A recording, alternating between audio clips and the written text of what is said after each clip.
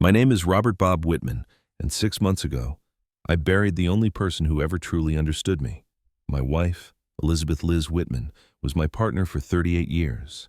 Now the house we once shared feels too big, too hollow, and painfully quiet. What hurts more is how my own children treat me not with warmth or patience, but like a responsibility they'd rather not have. At 7:30 this morning, the phone rang exactly as it has every Tuesday for a month. My son, Daniel Dan Whitman, didn't even bother with a greeting. "Dad, we need to talk about the beach house again." His tone had that forced patience he used when speaking to someone he thought was slipping mentally. I wrapped my hands around the coffee mug Liz gave me last Christmas. Our wedding photo was printed on the side. The warmth steadied me. "It's not wasting money." "Dan," I said, "your mother loved that place. Mom's gone." "Dad," the words struck harder than he knew.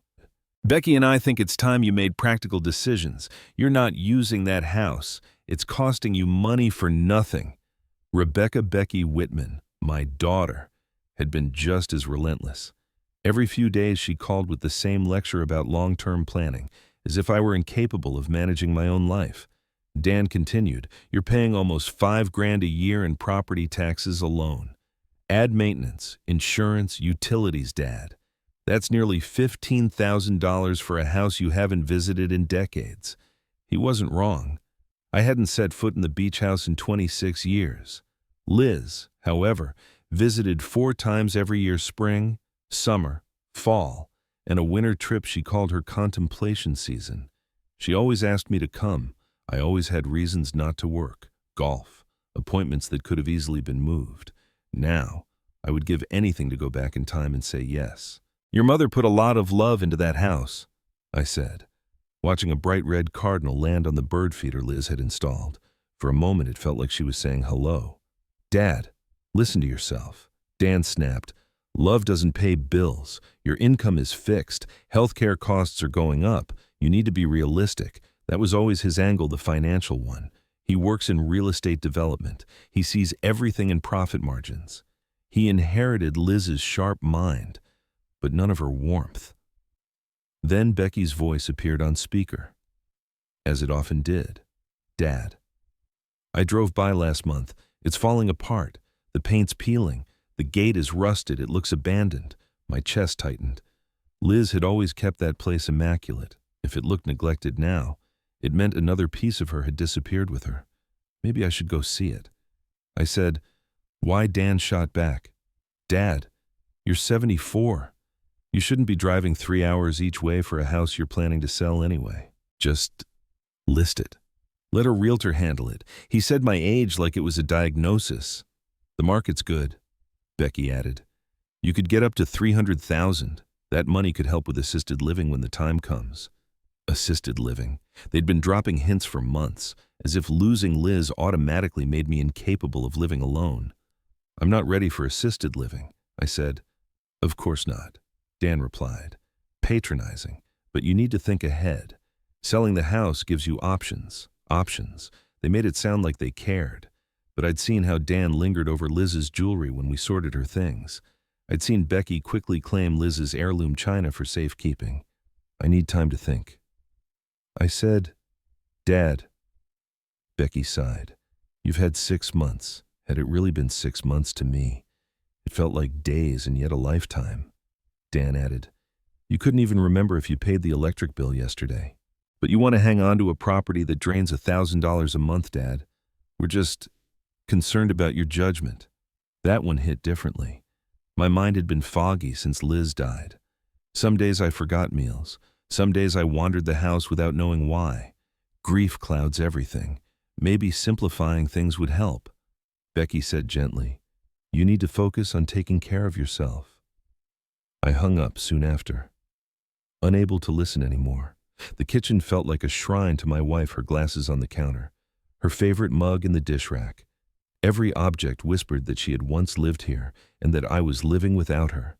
3 weeks passed before I broke. "I'll do it. I told Dan. I'll sell the beach house." He exhaled in obvious relief. "That's great. Dad, smart decision. But before selling, I hesitated. I want to go down there one more time. Pick up anything personal. Is that necessary?" Dan asked. I mean, what could possibly be there? Your mother spent a lot of time there. Dan paused long enough for his frustration to show. Okay, but don't go alone. Becky and I can come. The last thing I wanted was either of them touching Liz's private things. I need to do this myself. Dad, that's a 6-hour round trip. What if your car breaks down? What if you have a medical emergency? I clenched my jaw. I'll be fine. Becky jumped in. Dad, your reflexes aren't the same. You've been distracted. I'm going. I said firmly, either trust me or don't. There was a long silence. Fine, Dan said.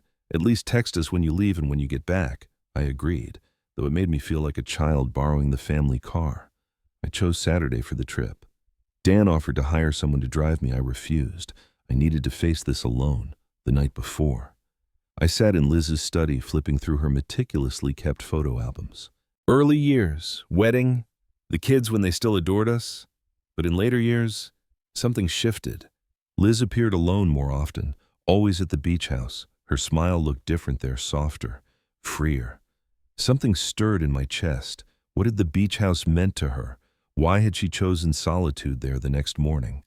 I packed the car and began the drive. The drive took longer than I expected. My hands cramped on the steering wheel, and I stopped twice to stretch and use the restroom. By the time I reached the coastal highway, the sun was already drifting west over the marshes.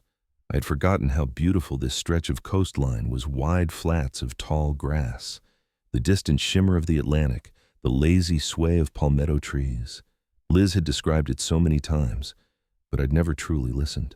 Now, I finally saw what she saw, a place where the world seemed quieter, gentler, somewhere pain could soften for a while. The wooden sign for Palmetto Cove Private Road looked more weathered than I imagined, the white paint fading under sun and salt. I eased the car down the narrow gravel road toward the last house on the street, our house, or what I thought was still ours. Becky hadn't exaggerated about the exterior. The paint was peeling, the shrubs overgrown, and the gate showed streaks of deep rust. It hurt more than I expected. It felt like another part of Liz slipping away. I switched off the engine and sat for a moment, listening. The ocean murmured somewhere beyond the dunes, steady and calming, just like Liz always said. When I finally stepped out and approached the front gate, my hand trembled on the latch. Whatever lay behind that fence wasn't just a structure, it held the truth about a part of my wife's life I had never known. The gate groaned open, metal scraping metal, and I froze. Against all logic, the yard was immaculate, not tidy in a superficial way, but lovingly tended. Fresh flowers lined the walkway. The grass was trimmed perfectly. The loose porch boards Becky mentioned had been repaired, and hanging on the railing was a wind chime, the one Liz bought at a craft fair 3 years ago. I remembered her excitement. I remembered grumbling about the price. Children's laughter floated from behind the house. Then a woman's voice, Spanish, warm, firm. Luis, cuidado con el agua. Not so close. I knew enough Spanish to understand be careful near the water. Confusion washed over me. Who were these people? Why was my property being lived in? My first instinct was to step back and call the police. Squatters, trespassers. But that wind chime belonged to Liz. I climbed the porch steps, every muscle tense. Before I knocked, the door opened. A Hispanic woman in her early 50s stood there, holding a dish towel. Her dark hair, streaked with gray, was pinned neatly back. She wore a blue cotton dress and an apron, the kind of clothes someone wears when they're comfortable in a home. When her eyes met mine, she went pale. "Senor Whitman," she whispered. Her voice trembled. She knew my name. I'm sorry," I stammered. "There must be some mistake. This is my house, my wife and I." The woman's eyes filled instantly with tears. She covered her mouth with the towel. "Senora Liz." Her voice cracked. She passed away, yes," I said softly. 6 months ago." Her tears spilled over. She stepped aside and motioned for me to enter. "Please," she said, "come in. I explain everything. My name is Ana Morales." Inside, the living room was both familiar and strange. Some of the old furniture remained where Liz had left it, but the room held new touches, family photos on the mantel, children's drawings on the refrigerator, a basket of yarn beside a cozy armchair. "You've been living here?" I asked. Anna nodded, her hands twisting the towel. 15 years. That number hit like a physical blow. 15 years. Liz knew you lived here for 15 years. Anna sat down, her posture folding inward with grief and nerves. She bring us here after the hurricane. Isabel, we lose our home. No money for no family here. She find us in a shelter. Hurricane Isabel. I remembered Liz driving down after the storm, worried about the house. She told me everything was fine, just wind damage. She never mentioned finding a homeless family. She never mentioned bringing them into our home. We stay only until we get back on our feet. Anna continued, but then my husband, Javier, he gets sick. Cancer. She wiped her face. Senora Liz. She say we family now. She help with the treatments. She take care of us. I felt weak.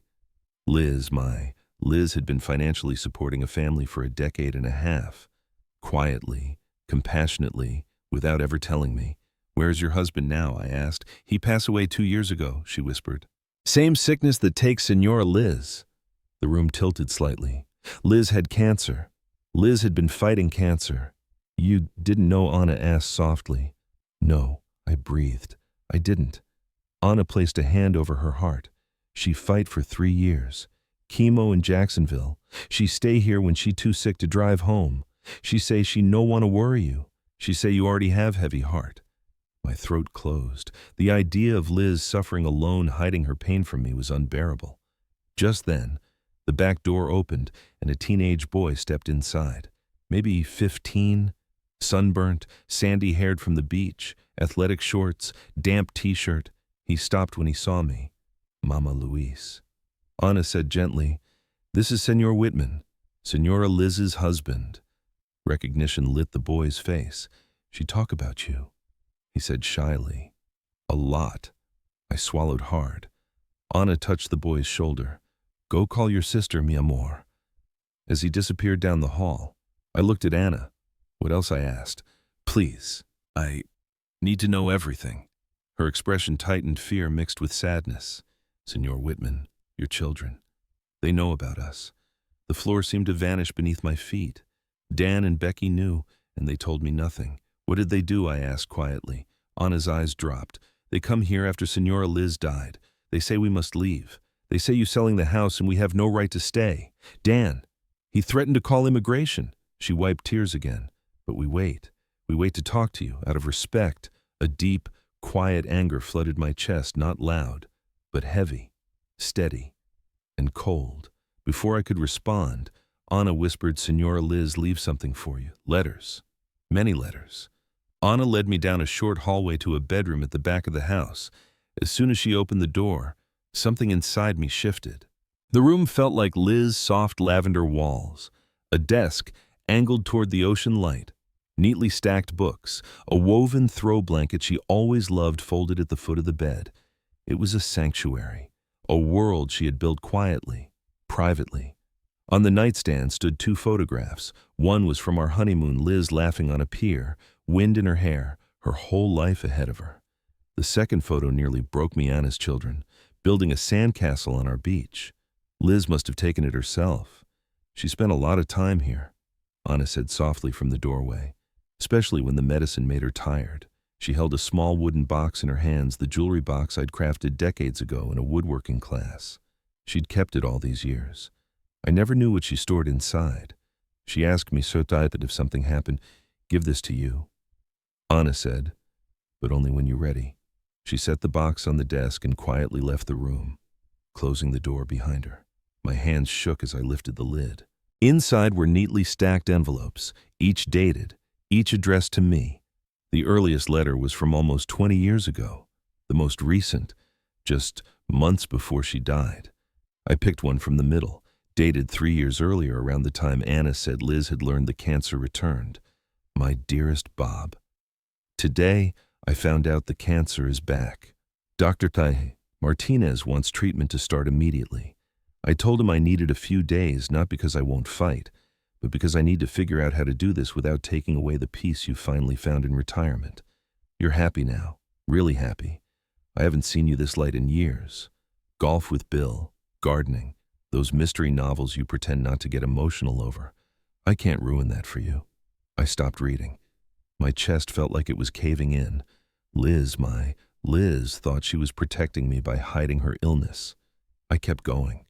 Maria thinks I'm wrong. She says hiding this from you is selfish. But I watched you spend a lifetime taking care of everyone. Maybe it's my turn to carry something alone. I hope one day I'll be brave enough to give you these letters. For now, I keep them here, in the one place where I can breathe. I love you. Bob, I always have, even when we drifted, especially then, forever yours. Liz. Tears blurred the ink. I pressed the letter to my forehead, wishing I could hear her voice one more time, wishing she'd given me the chance to hold her through this. I reached for another letter, one written a year later. Bob, today was a good day. The scans show the tumors shrinking. I helped Anna plant new flowers in the walkway garden.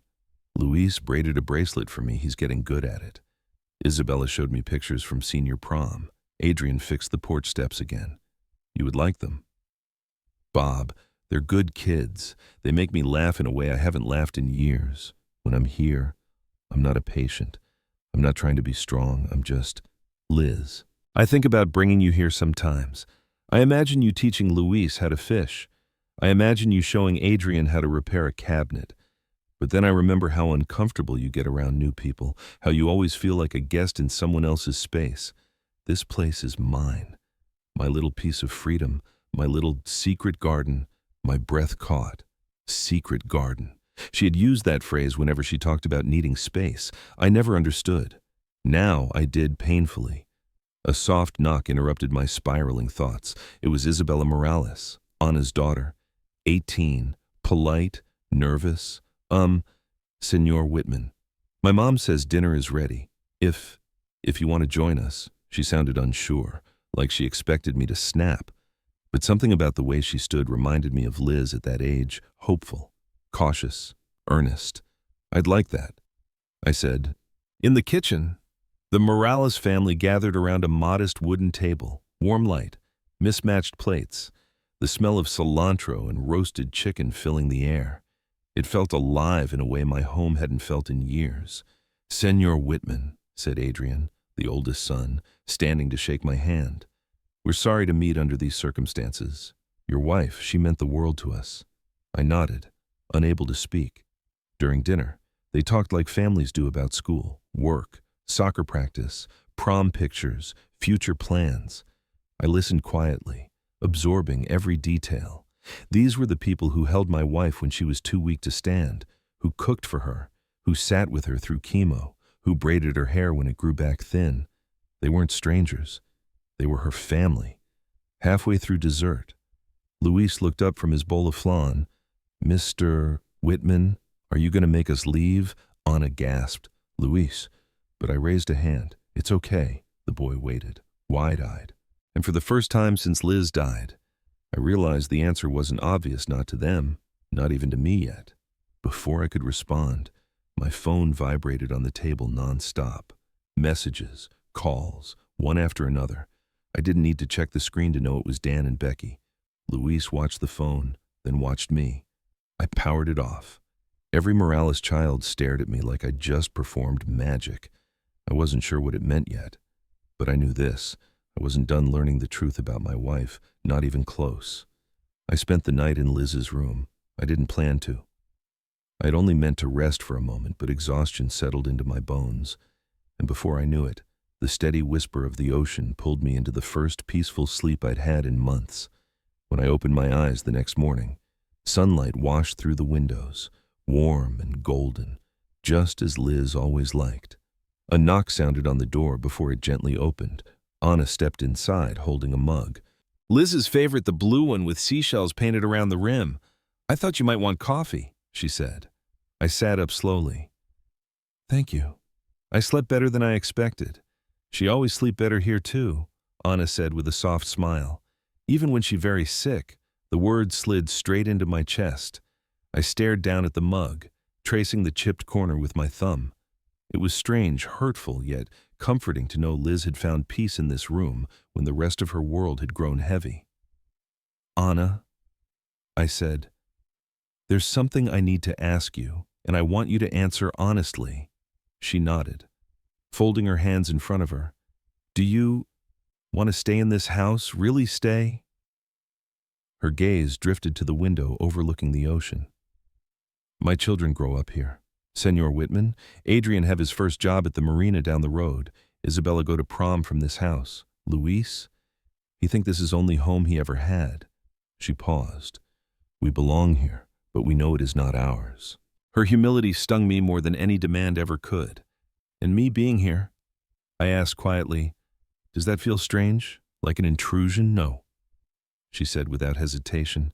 "It feels right. She always say this house too big for just one person. Family." The word hovered between us, fragile and heavy. My phone buzzed again on the nightstand, dozens of missed calls, dozens more messages. Becky, Dan, their spouses, even Becky's daughters, as if my temporary silence were a crisis. The last text came from Dan at 6 a.m. "Dad, we're driving down. We'll be there by noon. Please don't do anything rash." Rash. The irony almost made me laugh. I exhaled deeply. My children are coming. Anna's eyes widened in worry. "Maybe we should leave for the day. Let things calm." "No," I said firmly. "This is your home.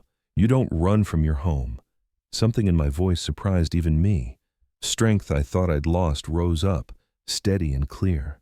I walked to Liz's desk, gathering the letters I'd left scattered across the surface. As I did, I noticed a business card tucked into a folder.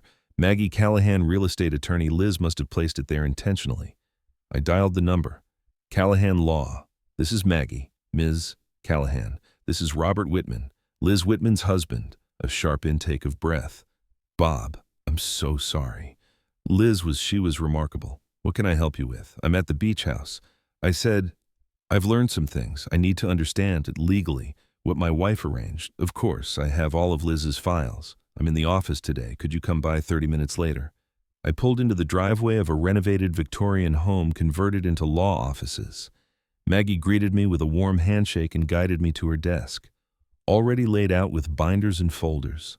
"Liz came to me 3 years ago," Maggie said, settling her glasses on her nose. "She wanted to make sure Anna's family would be protected. She anticipated conflict with your children." My heart clenched. Maggie continued, "We set up several safeguards. First, a living trust ensuring the property can't be sold without providing adequate relocation assistance. Second, a life insurance policy dedicated to covering house expenses for 10 years. 10 years, I whispered. She planned ahead. Bob, she always did. Maggie then slid 3 folders across the desk. "These are the options Liz wanted you to have." I opened the first. Option 1, sell the house. Provide Anna's family 6 months' notice plus $50,000 in relocation aid. The second option, 2. You retain ownership but sign a long-term lease with Anna's family, making them official tenants with full legal protections. Then the third option, 3. Transfer ownership of the house entirely to the Morales family. Use the life insurance funds to purchase a small home nearby if you choose to stay. I stared at the final folder for a long moment. "Liz hoped you'd choose option 3, Maggie said gently. "She believed you'd find something here. A sense of belonging. Purpose. Purpose. It was a word I hadn't heard directed at me in months. Maggie handed me a final envelope sealed, Liz's handwriting on the front. "For Bob if he comes." My breath trembled as I opened it. "Bob, if you're reading this, it means you finally stepped into the world I built, the one where I learned how to breathe again. Please don't let Dan and Becky tear it apart. I love our children, but they lost their way. Maybe we both did. Choose love. Choose the family that chose me. Let this house be what it became, not a burden, but a refuge. All my love, always, Liz." When I looked up, Maggie was watching me with quiet sympathy. "What are you going to do?" she asked. I took a pen. My hand didn't shake this time. "I'm going to honor my wife," and I signed. When I returned to the car, my phone buzzed again. This time, I didn't turn it off. I ignored it. I drove back to the beach house with the deed in my pocket, no longer belonging to me, but belonging exactly where Liz wanted it.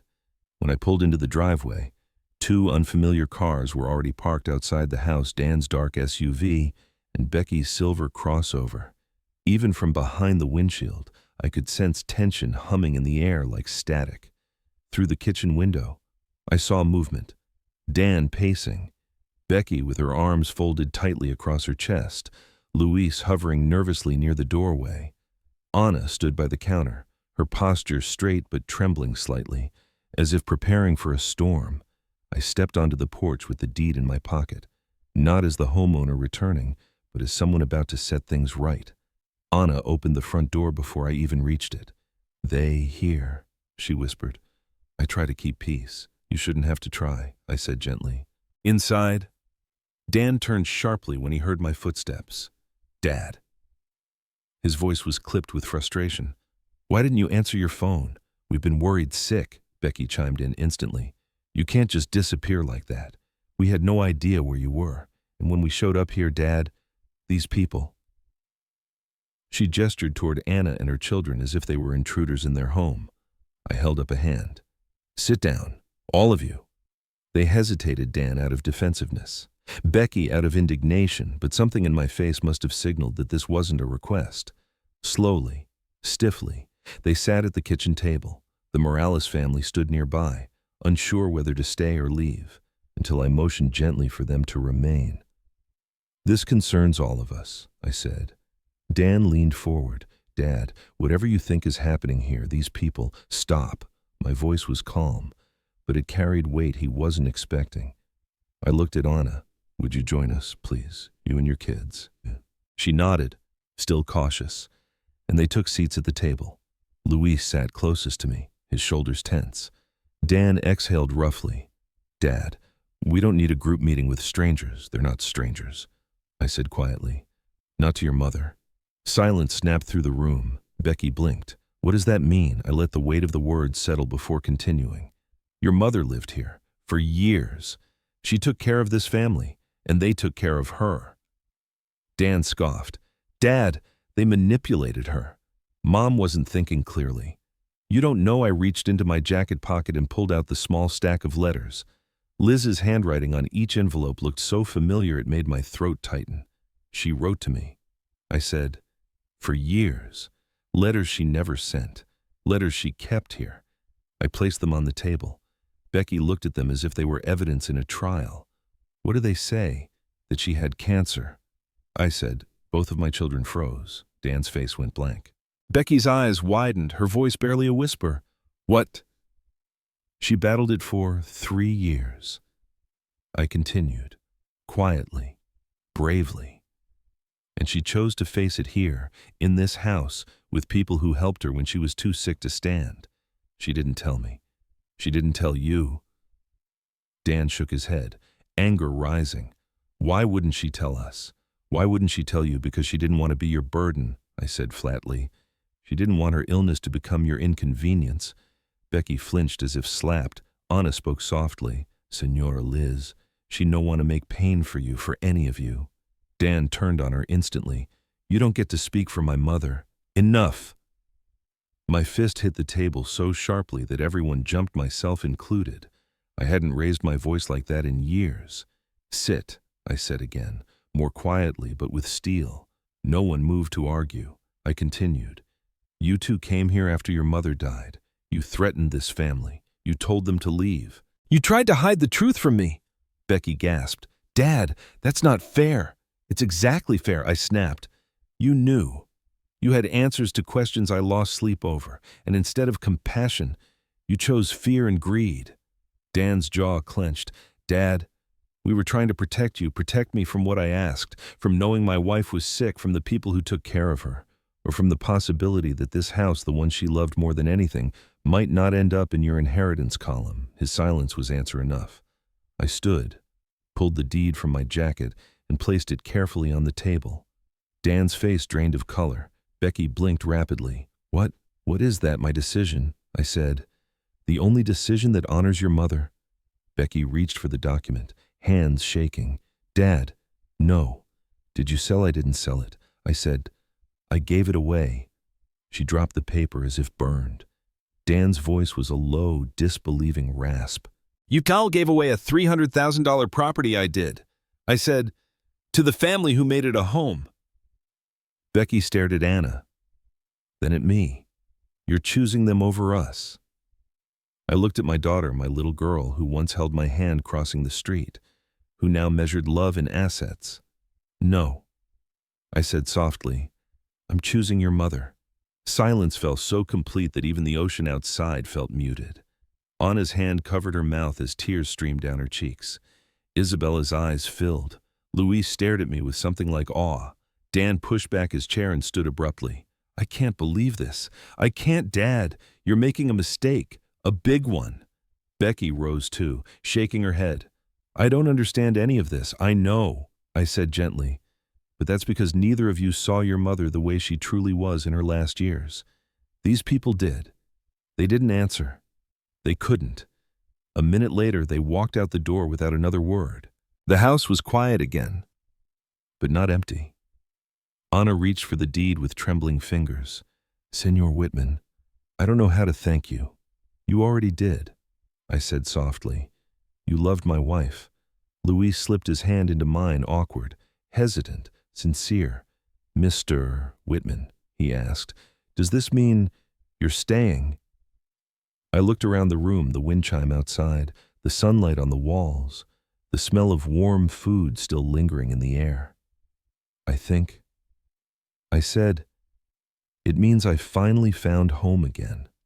After Dan and Becky drove away, their tires crunching sharply over the gravel, the house fell into a hush, soft, almost reverent. Not the kind of silence that makes you feel alone, but the kind that feels like a deep breath after months of tight-chested tension. Anna stood at the sink, wiping her eyes with the corner of her apron. Isabella hugged her from the side. Adrian rested a hand on Luis's shoulder. They were all watching me, uncertain whether to speak or keep their distance. I stepped forward and placed the deed gently on the counter beside Anna. "This was your home long before today," I said. "Now it's simply official." She covered her mouth, overwhelmed. "Senor Whitman, Bob, we never asked for this. We never expected, I know. I said this, and I meant it. That's what makes you deserving of it." Luis looked up at me with those bright, earnest eyes. "My mom says you can stay for dinner again. We have extra chicken. Isabella made rice." I smiled. I'd be honored. We ate together that night, not as guests and hosts, not as two families divided by circumstances, but as people bound by the same woman, the same heart. The meal was simple roasted chicken, fluffy rice, beans seasoned the way Liz always liked them when Anna made dinner during her treatments. They'd fed her here at this same table, on nights she'd been too weak to stand. They'd laughed with her when laughter gave her strength. They'd held her when fear crept in. I felt her presence in every clink of silverware, every burst of laughter from Luis, every kind glance from Anna.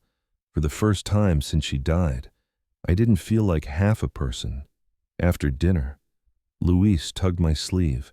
"Come outside. I want to show you something." I followed him onto the back porch. The sun sat low over the ocean, painting everything gold. Luis ran ahead to a small wooden structure near the dunes. When he lifted the lid, I saw a simple bench inside a handcrafted seat with smooth edges and intricate carvings. "I helped my dad build this," he said proudly, "for Senora Liz, so she could sit by the water when she got tired." I traced the carvings with my fingers, J plus B. And beneath it, a small heart, she used to say. Louise continued that the ocean sounded different here, softer. She said it helped her breathe. My throat tightened. She told me the same thing, but I never really listened. He sat beside me. "She said you were a good man. She said someday you'd understand why she needed this place." I stared out at the endless stretch of water, waves folding gently into themselves like they had all the time in the world. I think I finally do. We sat a while in quiet companionship, the kind that doesn't need words. Later that evening, when I stepped back inside, Anna met me with a small framed photograph. Liz sat in a rocking chair on the porch, hair short from chemo, smile wide and genuine, sunlight catching the side of her face. Adrian and Luis were beside her, but both laughing at something she'd said. She loved this picture. Anna said, "She say it show her heart." I held it carefully, as if it were made of glass. "Thank you," I whispered, "for everything you gave her, everything I didn't know she needed." Anna clasped my hands. She gave us more. She made us family. The word family no longer stung. It felt true. That night, I slept in the guest room, the distant whoosh of waves drifting through the open window. My dreams were soft and quiet, Liz laughing in the breeze, her hand brushing mine. When morning came, I brewed coffee in the kitchen, unfamiliar but comforting. Adrian walked in first, tying his work boots for his shift at the marina. Isabella followed, gathering her textbooks for college orientation. Luis stumbled in last, half asleep, hair sticking up in every direction. They moved around me with a mix of shyness and ease, as though they weren't sure whether to treat me like a guest or something more. "Sit," Anna said. "Eat with us." I did, and it felt natural, right? After breakfast, I stepped outside and looked at the ocean, thinking about what came next. The thought of returning to the empty house in the city made my chest tighten. That place wasn't home anymore. Maybe it never had been, not without Liz. I walked back inside and cleared my throat. "There's something I'd like to ask," I said. The Morales family turned toward me, attentive. I'm thinking of finding a small place nearby. Something modest, nothing big, but close. Anna's eyes softened. "You would stay here in this town, if that's all right with you." I said, "I don't want to impose, but my voice wavered. I don't want to go back to being alone. Liz didn't want that for me." Luis grinned. "You can come to my soccer games." Isabella laughed. "And I can help you set up internet in your new place. You'll need it." Adrian nodded. "If you want help fixing anything in the house, I've got tools." Anna placed a hand over her heart, her voice thick. "We would be honored to have you close." Emotion surged through me, unexpected, overwhelming, steady. I smiled. "Then I guess I'm staying." That evening, as the sky deepened into shades of orange and purple, I sat on the porch, Liz's porch, the wind chimes singing softly in the breeze. I felt no resentment toward my children, only sadness for the distance between us. Maybe time would soften that. Maybe it wouldn't, but I no longer carried the weight of their expectations. I reached into my pocket and pulled out Liz's final letter, unfolding it slowly. "Choose love. Choose belonging. Choose the life we forgot how to give each other." I folded the letter back and looked toward the kitchen, where Anna and her children moved around preparing dinner, laughing, talking, alive. For the first time in half a year, the ache in my chest eased. I wasn't replacing Liz. I never could. But I was honoring her, and in doing so, I had found what she wanted for me all along. Not revenge through anger, but revenge through choosing peace, compassion, and a new beginning, a life where I wasn't alone, a family that chose me back. Fan mo rong 1, Bob Trovith and Fo Lin Kui, Doimat Vihuang Trong Vikeplai Chung Ku, 3 days after transferring the deed to the Morales family. I knew I needed to return to the city just once more. Not to second-guess my decision, but to close the chapter Liz and I had lived for nearly 4 decades. The Whitman house, the one Becky kept insisting was more manageable for someone your age, had never felt less like home. Anna packed me a small cooler of food for the drive, refusing to let me leave without enough sandwiches, fruit, and a thermos of her cinnamon-spiced coffee. "You come back soon," she said, wiping her hands on her apron. "But take your time. Do what you need." Luis hugged me quickly, then pretended he didn't. Adrian shook my hand with a quiet confidence that reminded me of a young man ready to lead.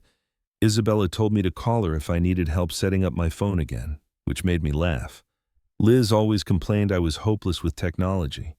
As I drove away, the Morales family stood in the driveway waving, not out of obligation, not out of politeness, but with genuine affection. When I reached the house in the city, the silence felt different. Not comforting like the beach, the kind of silence that echoed. I wandered through the rooms, touching the things Liz had touched. Her books, her glasses still resting on the side table, her favorite sweater draped over the arm of the couch. For years, we lived side by side without realizing how far apart we'd drifted.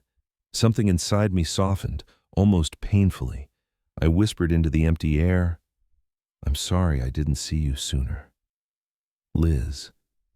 In the kitchen, I found one of her old lists stuck to the fridge with a magnet shaped like a seashell. Ironic in a way I hadn't noticed before. The list was simple, mundane even. Buy tomatoes, refill hummingbird feeder, call Anna, check beach house garden, ask Bob what he wants for dinner. That last line stopped me cold. Even when she had a whole other life, a life of caregiving, courage, connection, she still thought of me, still tried to bring me into her world, still wanted to share small moments with me. I never realized how many opportunities I'd brushed aside. I sat at the kitchen table and let myself grieve honestly for the first time. Not with bitterness, not with guilt, just with the truth I loved her deeply, and I had missed so much. When the tears faded, I stood, walked to the shed out back, and dusted off my old woodworking tools. For years, Liz had begged me not to give up the craft. For years. I'd told her I didn't see the point, but family changes that. Purpose changes that. I spent the afternoon cutting planks, sanding edges, fitting joints. The rhythmic scrape and hum of tools felt like reconnecting with a forgotten part of myself.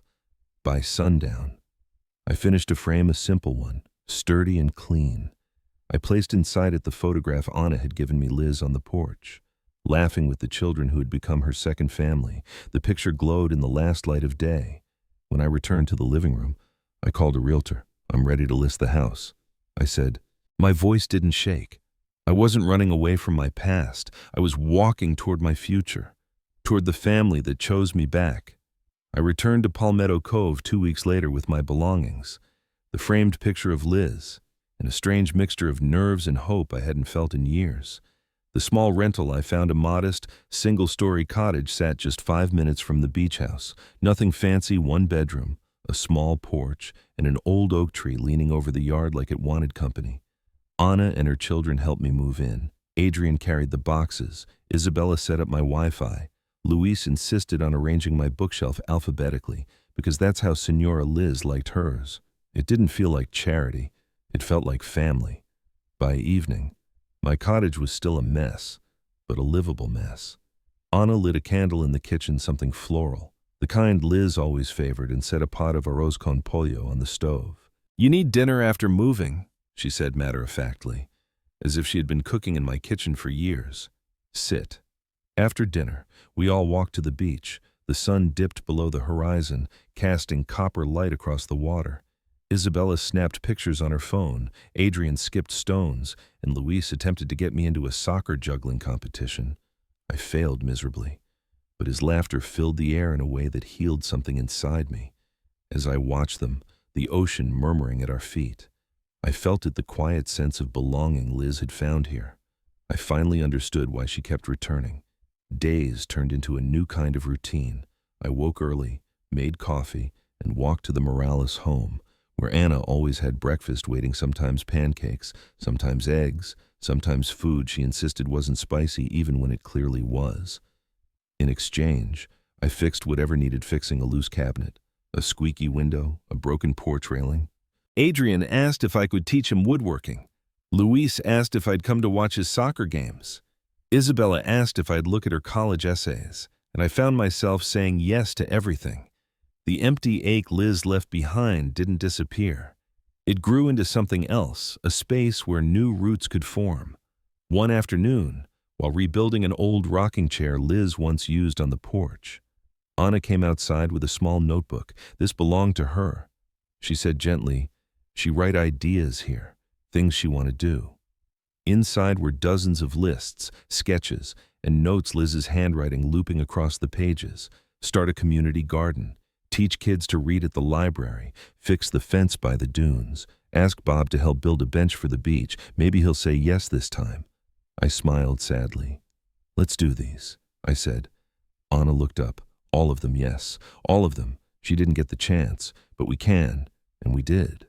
Over the next weeks, Adrian and I repaired the fence by the dunes. Isabella and I volunteered at the library's reading hour. Anna and I planted a small garden behind the beach house, bright flowers Liz would have loved. Luis helped me build a sturdy bench facing the ocean, and when we installed it, I carved the same initials Javier once carved for Liz: L plus B, Liz and Bob.